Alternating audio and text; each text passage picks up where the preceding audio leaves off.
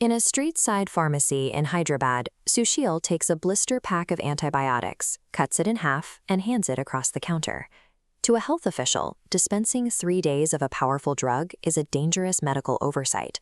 But for the laborer buying it, the pill is a rational economic survival strategy. An untreated infection means a missed shift. A missed shift often means losing the job entirely. A cheap, partial dose is the only way back to work. Scaling this transaction up to a global level threatens the very foundations of modern healthcare. Antibiotics act as the invisible scaffolding for nearly every routine hospital success, from organ transplants to managing the high infection risks of chemotherapy. As bacteria adapt under the pressure of routine use, previously potent drugs lose their power.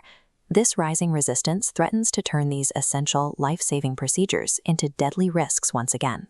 It is easy to look at Sushil's halved blister packs and blame the crisis on a lack of patient education or doctors who prescribe too freely.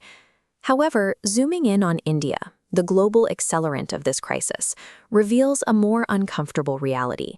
The rise of superbugs exists as a predictable, manufactured outcome of a system working exactly as it was designed. For those living without clean water, without adequate sanitation, or paid sick leave, antibiotics serve as a daily replacement for basic public infrastructure. When the environment itself is a source of infection, the pill is the only recourse. This dependency persists even at the wealthy end of the spectrum, inside the private, pay-per-consult clinics of India's urban centers. Doctors in these facilities face intense economic pressure to prescribe broad-spectrum drugs immediately. Moving patients through the system faster protects the hospital's bottom line and satisfies the expectations of consumers who demand a quick recovery. Targeted diagnostics require time, money, and equipment that neither the patient nor the clinic is economically incentivized to use. Without lab confirmation, treatment becomes a shotgun approach, deploying powerful drugs to hit every possible target at once. Across every class divide, the medicine is utilized as a cheap stand-in for the immense costs that proper care, time, and clean environments would impose on the system. This reliance on pharmaceutical band-aids extends into the global food supply, particularly in the industrial operations of shrimp ponds and poultry farms. On farms outside Hyderabad, workers empty sacks of powdered antibiotics directly into water tanks serving thousands of birds.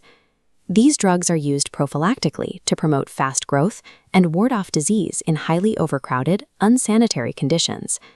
They keep the animals alive just long enough to reach the market. This high-efficiency agricultural engine functions through deep pharmaceutical dependence. The industry uses life-saving drugs as a direct financial subsidies to secure cheap protein and corporate profits. In the mid-20th century, India's post-independence leaders championed the manufacturing of medicine as a symbol of modernity and scientific self-reliance. Antibiotics were quickly celebrated alongside steel plants as tools for national progress. Today, that vision has shifted.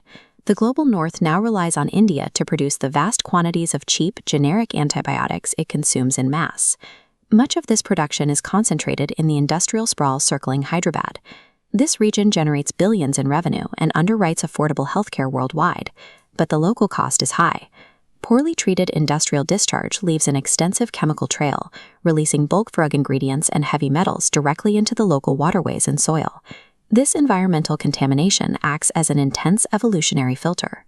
When local bacteria are exposed to these residues again and again, only the most robust, drug-resistant strains survive to multiply and spread.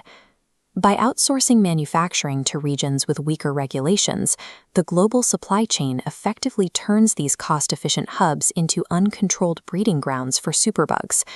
Microbial resistance does not respect national borders. The perceived boundary between an Indian factory, a shrimp pond, and a global consumer is a dangerous illusion. The evidence is already in circulation. International trade frequently rejects shrimp consignments laced with banned residues, and tourists returning to the global north have been found unknowingly colonized by superbugs they carried home without symptoms.